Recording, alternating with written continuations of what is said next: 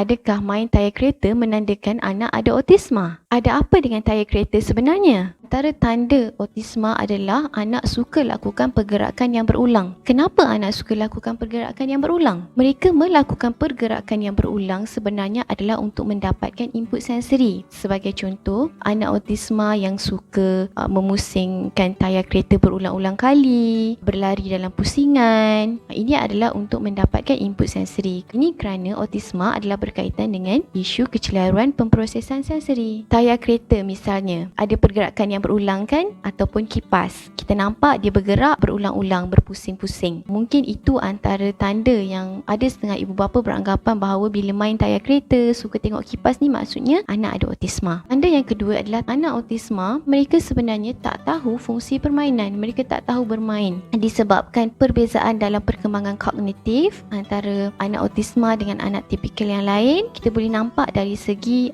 kefahaman mereka tentang cara bermain. Dan kenapa juga psikologis ataupun terapis bertanyakan berkenaan dengan tayar kereta. Ini kerana permainan kereta adalah permainan yang mudah didapati. Rasanya setiap daripada keluarga di Malaysia mempunyai permainan kereta mainan. Bagaimana nak tahu bahawa anak main tayar kereta ni normal ataupun tidak? Seperti yang saya jelaskan tadi, sekiranya anak memang suka lakukan pergerakan yang berulang, kita lakukan penilaian, saringan dan memang kita kenal pasti bahawa terdapat beberapa kriteria lain selain daripada suka main tayar kereta. Itu mungkin merisikokan anak atau menunjukkan anak ada autisma. Kenapa bayi suka main tayar kereta? Pertama, cara anak bermain adalah menunjukkan bahawa mereka sedang melalui fasa perkembangan kognitif. Bila bayi kan umur 4, 9 bulan, 10 bulan, 12 bulan, mereka masih tidak tahu fungsi permainan dengan betul. Jadi kalau kita bagi mereka kereta mainan, contohnya mereka akan hanya fokus kepada tayar kereta. Jadi itu adalah input sensori yang diperlukan oleh anak.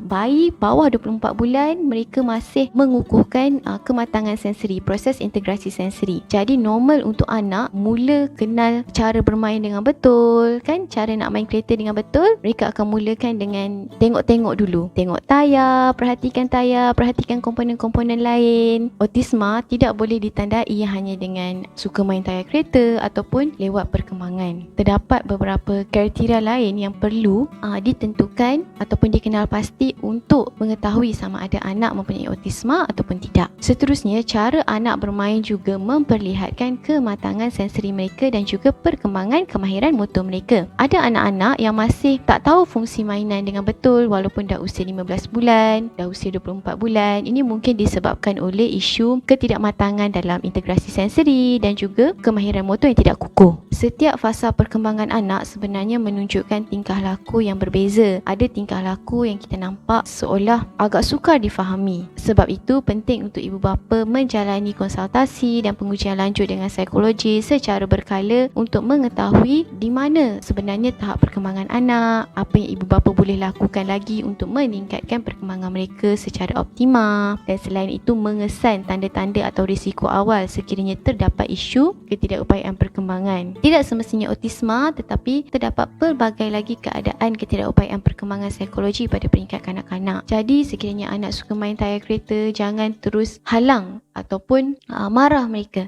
Sebaliknya, tunjukkan cara yang betul untuk bermain kereta.